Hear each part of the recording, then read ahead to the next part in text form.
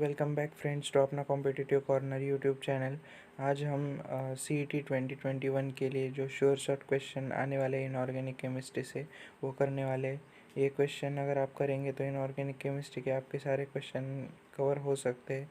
तो बस value change करके एग्जांपल चेंज करके आएंगे, लेकिन फॉर्मेट यही होगा। तो स्टार्ट करते हैं। इसमें अब हम जो टॉपिक कवर करने वाले हैं वो देखते हैं। पहले हम जो टॉपिक कवर करेंगे वो है इलेक्ट्रॉनिक कॉन्फ़िगरेशन। अब जनरल इलेक्ट्रॉनिक कॉन्फ़िगरेशन और उसके बेसिस पे जो सवाल आते हैं केमिस्ट्री में वो कवर करेंगे। बाद में ऑक्सीडेशन स्टेट के ऊपर जो आते हैं वो आज कवर करेंगे। और ये जो बाकी के 4 टॉपिक है वो सारे हम सेकंड पार्ट में कवर करेंगे, क्योंकि इन चारों में से इतने ज़्यादा क्वेश्चन नहीं आते, बट इन दोनों में से ज़्यादा क्वेश्चन आते हैं। तो ये दोनों हम आज कवर करेंगे और बाकी के 4 जो है वो अगले पार्ट में होंगे। अगला पार्ट में ये कल या परसों अपलोड कर दूंगा, तो उसकी टेंशन मत लीजिए। तो चालू करते हैं हमारा पहले क्वेश्चन से। इलेक्ट्रॉनिक कॉन्फ़िगरेशन से पहला क्वेश्चन है, जिसमें हमें पूछा है कि general electronic configuration of transition element. अगर आपको कोई कन्फ्यूजन है, मतलब अगर आपने याद करके नहीं रखा है, तो आप बस एक एग्जांपल लीजिए। हमारे पास पहला जो ट्रांजिशन एलिमेंट है वो स्कैंडियम है, SC। उसका एटॉमिक नंबर 21। और इसका अगर हमें इलेक्ट्रॉनिक कॉन्फ़िगरेशन लिखना है तो हम कैसे लिखते हैं? Argon 4s2 and 3d1। अब यहाँ पे देखिए ये 4s है एंड ये 3d है। अगर हम इस 4 को n लेंगे तो हम NS होगा, और ये 2 रहेगा ऑलवेज NS। और कॉपर की केस में एंड क्रोमियम की केस में बस ये 1 हो जाएगा। तो इसको हम NS 1 से लेके 2 लिख सकते हैं। और ये 3D है। अभी n को हमको हमें 3 को n की टर्म्स में लिखना है, तो हम कैसे लिखेंगे? n-1। और ये d के सामने, और इसकी वैल्यू 1 से लेके 10 तक जा सकती है, क्योंकि d में 10 इलेक्ट्रॉन्स होते हैं। हम 10 से ज़्यादा तो भर नहीं सकते, इसलिए यहाँ पे लिखेंगे n-1 d। और यहाँ पे जगह नहीं, मैं यहाँ पे पूरा लिख देता हूँ। NS⁻1 से 2 तक जा सकता है, और n-1d जो है वो 1 से लेके 10 तक जा सकता है। तो इसका आंसर होगा ऑप्शन डी। आप मैच करके देख सकते हैं। सेकंड क्वेश्चन देखते हैं। इसमें हमें identify the element if it's expected electronic configuration is this. अभी इसमें क्या दिया है? 3d10 and 4s2। अब इलेक्ट्रॉनिक कॉन्फ़िगरेशन तो आपको याद ही होगा, ये किसका होता है? जिंक का होता है। अगर आपको ये भी अगर देखने में दिक्कत आती है, तो पहले आप देख सकते हैं कि आर्गॉन का 18 नंबर है, तो 18, ये 2 इलेक्ट्रॉन है तो वो 20 हो जाएगा, और ये 10 इलेक्ट्रॉन 30 हो जाएगा। तो 30 एटॉमिक नंबर जिंक का है, इसलिए वही ऑप्शन करेक्ट आएगा। अब नेक्स्ट क्वेश्चन देखते हैं। इसमें हमें पूछा हुआ है कि 4s ऑर्बिटल में 1 इलेक्ट्रॉन नीचे दिए में से किस में है? मतलब 4s में सिर्फ 1 इलेक्ट्रॉन होगा। तो हमें पता है बस एक्सेप्शनल इलेक्ट्रॉनिक कॉन्फ़िगरेशन जो है वो क्रोमियम और कॉपर का होता है। तो इसके लिए कॉपर इधर है हमारे पास 29 नंबर का, जिसका इलेक्ट्रॉनिक कॉन्फ़िगरेशन 4s1 3d10 होता है। और यहाँ पे आर्गॉन भी आएगा।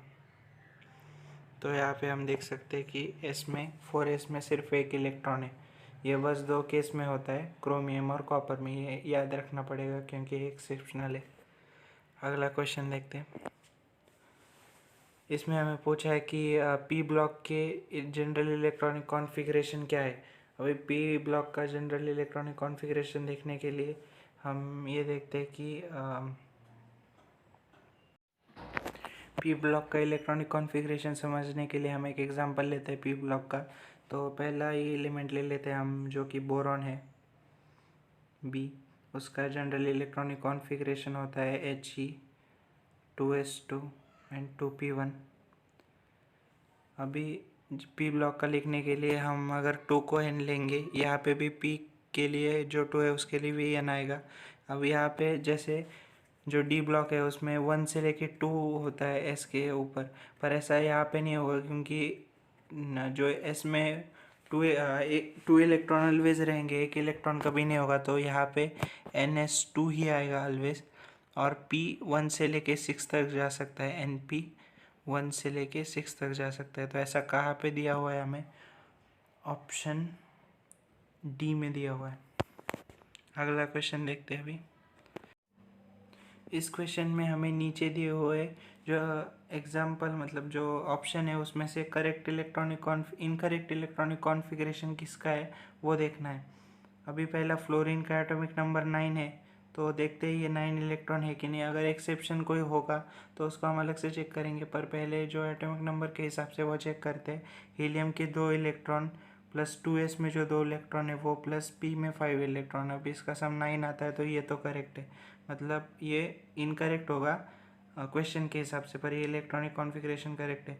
अभी जेनॉन का हम थोड़ी देर रख देते हैं, पहले सी और डी चेक करते हैं। सी में सल्फ़र है, सल्फ़र का एटॉमिक नंबर होता है 16।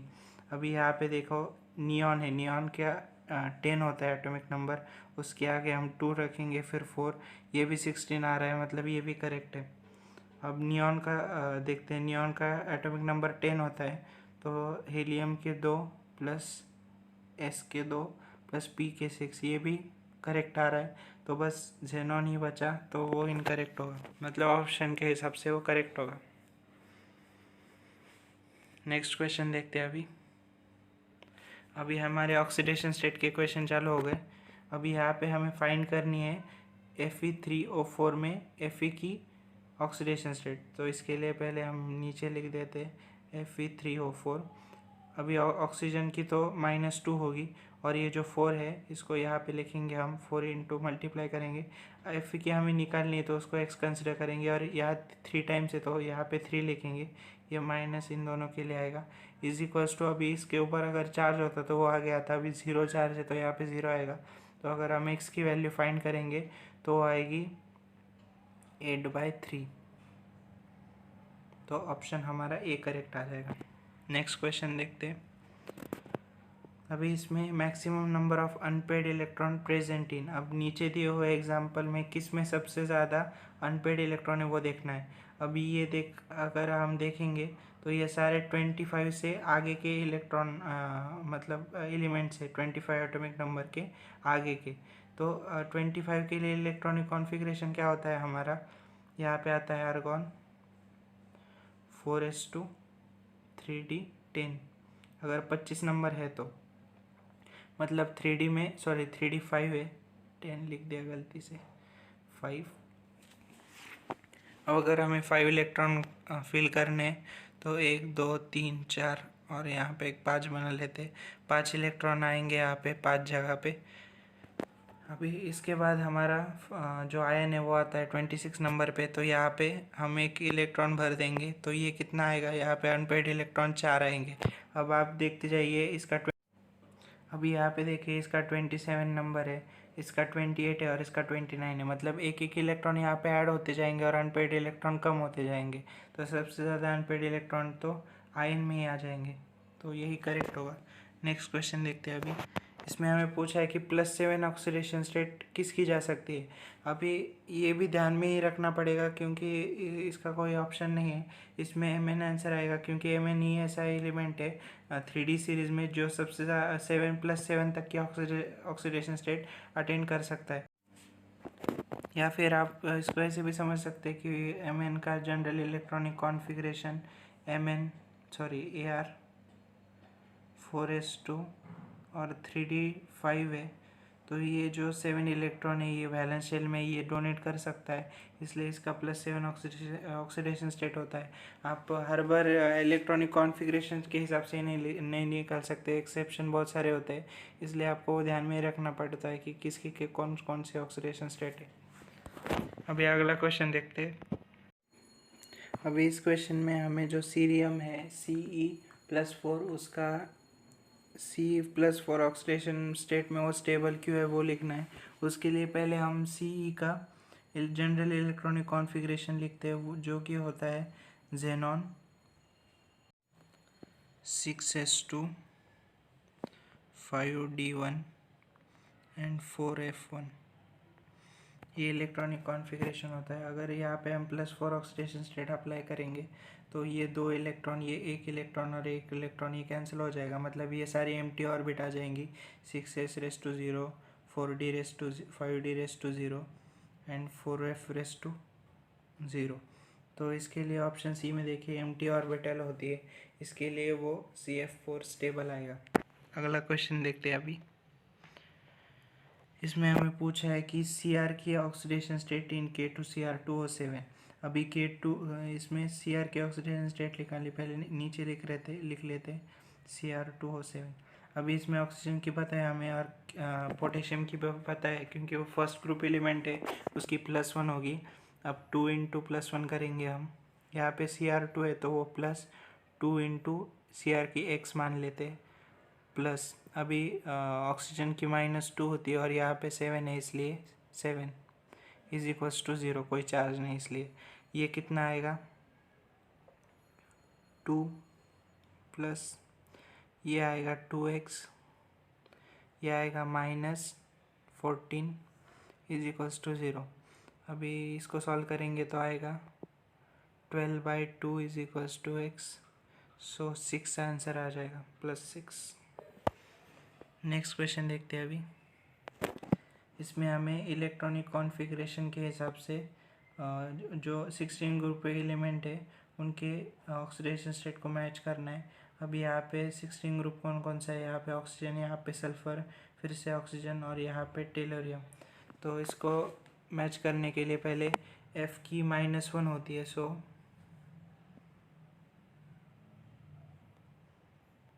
अगर हम OF2 की निकालेंगे तो OF2 यहाँ पे लिख लेते हैं, OF2 यहाँ पे F की -1 है और वो 2 है इसलिए 2, और O की हम x मान लेते हैं +=0, तो यहाँ पे x निकल के आएगा हमारा +2।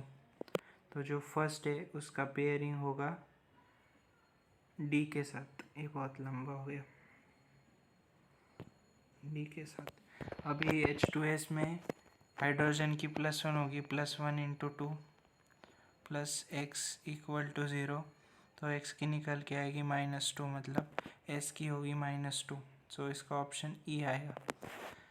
अभी देखिए आगे का हमें चेक करने की भी ज़रूरत नहीं, क्योंकि पहले का D और दूसरे का E सिर्फ इसी ऑप्शन में, ऑप्शन बी में। अगर आपको दूसरे भी चेक करने हैं तो आप चेक करें और वेरीफाई भी कर सकते हैं। तो हम नेक्स्ट क्वेश्चन देखते हैं अभी। इसमें हमें Cl की ऑक्सीडेशन स्टेट निकालनी है, NaHOCl। अभी इसमें हाइड्रोजन की तो +1 होगी, ऑक्सीजन की होगी -2 और Cl की हम x मान लेते हैं =0। अभी ये +1 और -2 मिला के -1 बनाएंगे, +x और x की यहाँ पे आएगी +1, ऑप्शन ए करेक्ट। अभी इस पार्ट में मैंने 2 ही टॉपिक कवर किए और जो बाकी के रिमेनिंग टॉपिक्स है मैं आपको अभी दिखा देता हूँ कौन से रिमेनिंग है। ये जो थर्ड है 3 से लेके 6 तक है, magnetic property, colour property, geometry and hybridization, ये सारे हम नेक्स्ट पार्ट में कवर करेंगे। नेक्स्ट पार्ट कल या परसों अपलोड होगा, तो उसके लिए चैनल पे बने रहिए और सब्सक्राइब नहीं किया तो सब्सक्राइब भी कीजिए। ऐसी अमेजिंग वीडियोज़ हम लाते रहेंगे। So thanks for watching, thank you.